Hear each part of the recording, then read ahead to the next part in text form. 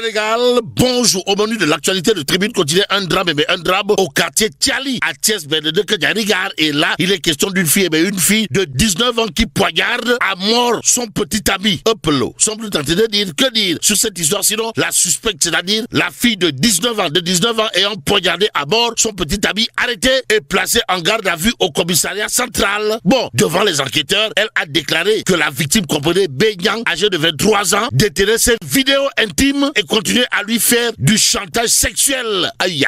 Bon, Tribune quotidienne d'ajouter, la victime l'aurait attiré nuitamment dans un endroit sombre à Tiali et la menaçait à l'aide d'un couteau afin de profiter d'elle. Et c'est quand Benyang s'apprêtait à passer à l'acte qu'elle s'est emparée de l'arme du crime pour la loger dans la poitrine de ce dernier. Note toujours Tribune quotidienne. Bon, restons avec le journal du groupe des médias qui, au sujet des histoires de président légal et président légitime, de nous apprendre que le professeur Lababa Faye, cadre du mouvement national des cadres patriotiques, en abrégé MONCAB, Recad Guy Marius Sagna. Bon, professeur Lababa Faye remonte les bretelles à Guy Marius Sagna à propos justement des propos autour de président légal et président légitime. Nous livre bien entendu Tribune quotidienne ce matin et L'As quotidien indiquait que Sawai Guy Marius Sagna a reçu des vertes et des pas mûres, en tout cas remise en cause de la légitimité du président Diomaye. Guy Marius Sagna reçoit une volée de bois vert. Ainsi,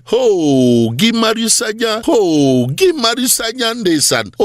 Guy Marius Sagna. Guy Marius Sagna. Voilà ce qu'elle a de dire en lisant Source A ce matin. À la une du journal piloté par Daouda Thiam, mon confrère, il a écrit existence d'un président légal et d'un président légitime selon l'honorable député Guy Marius Sagna. Vague d'indignation. Bon, l'ancien ministre Babacar Gaye de soutenir la baie sur le cœur. Toujours dans Source A, le procureur devrait interpeller Guy Marius Sagna. Aussi, Youssou Diallo, président du club Sénégal émergent, n'use pas de la langue de bois avant de dire à haute et intelligible voix, toujours dans Source A, il aurait été plus honnête de dire clairement, mon président à moi c'est Sonko. Le harcèlement contre Diomaye va se poursuivre jusqu'à ce qu'il cède tout à Sonko ou qu'il démissionne brutalement. Dira toujours Youssou Diallo, économiste chevronné de son état, dans bien entendu Source A, l'homme d'ajouter, mais ce que Guy Marius Sagna ne sait pas, ou fait d'ignorer, c'est que son président ne peut pas être candidat juridiquement. C'est impossible. Bon, Alioune Koulibaly, journaliste, toujours au chapitre de ce sujet, de confier dans Source A la distinction entre le légal et le légitime est classiquement l'apanage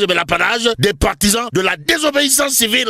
On se rappelle que le PASTEF et son leader théorisaient cette même désobéissance civile. Désobéissance civile, diable. Tout compte fait. Wolf quotidien, de relever un fait bizarre de chez bizarre. De quoi s'agit-il exactement?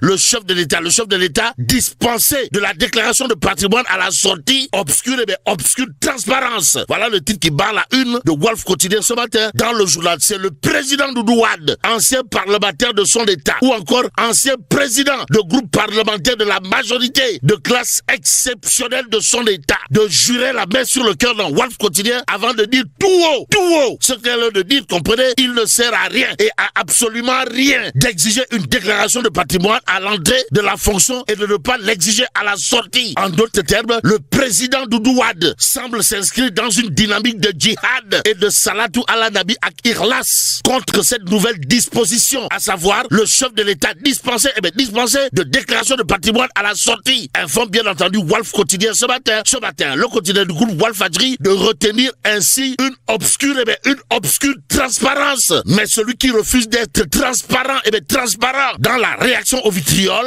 contre le plan de redressement économique et social du Sénégal, c'est Maître El Hadj Oumar Youm, et c'est Maître El Hadj Oumar Youm, en tout cas, Direct News de nous apprendre que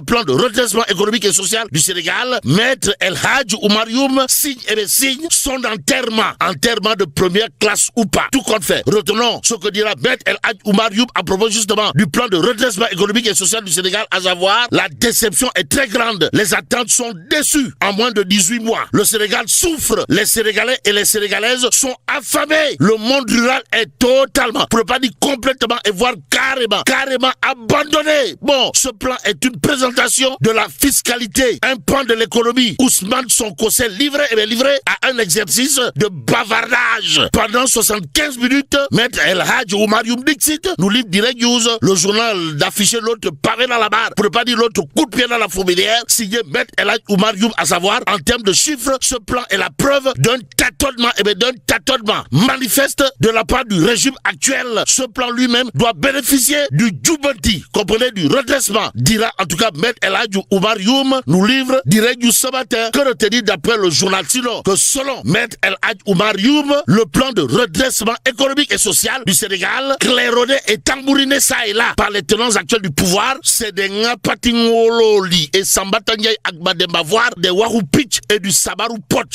Surtout qu'en termes de chiffres, ce plan est la preuve d'un tâtonnement manifeste de la part du régime actuel. Si on en croit bien entendu Maître El Hadj Oumar Youm, qui note en tout cas, ce n'est pas un plan de redressement économique, mais un plan simplement fiscal. En attendant, intéressons-nous au quotidien, le quotidien qui revient en long et en large sur les événements de 2021-2024. Et là, le parquet sans issue, c'est le titre qui barre la une du quotidien, le journal d'expliquer l'enquête confiée à la section recherche. Ousmane Diagne confirme que les poursuites seront intentées. Bon, Pape Abdoulaye Touré avait saisi la présidence pour réclamer justice, informe toujours le quotidien ce matin, l'observateur l'Obs de parler d'arnaque à la carte SIM liée au compte bancaire. Et là, il s'agit d'une chute d'un escroc, d'un doublant redoutable à la Sonatel Guédiawaye. Un escroc redoutable à la Sonatel Guédiawaye. Bon, Diop a été repéré après plusieurs tentatives suspectes dans différents points de service. Alerté par le chef d'agence, le service de sécurité de Sonatel Guédiawaye a immédiatement lancé une opération de surveillance qui a abouti à son arrestation directement dans l'enceinte du site. Renseigne l'observateur l'Obs, le journal d'ajouter, lors de son interrogatoire, il a révélé travailler étroitement avec un certain M. Tinidi, un complice marocain qui lui fournissait les faux documents nécessaires à l'arnaque. Bon, le cerveau envoyait les noms et les documents des victimes et le duo utilisait ensuite ces cartes SIM pour activer et pirater des applications de mobile money, Orange Money, Wave, afin de transférer l'argent volé sur leur compte bancaire. En attendant, terminons avec Tribune Quotidien ce matin, le journal de parler de précipitations attendues sur plusieurs régions. Et là, on peut lire l'alerte urgente de la Nassim. Et là,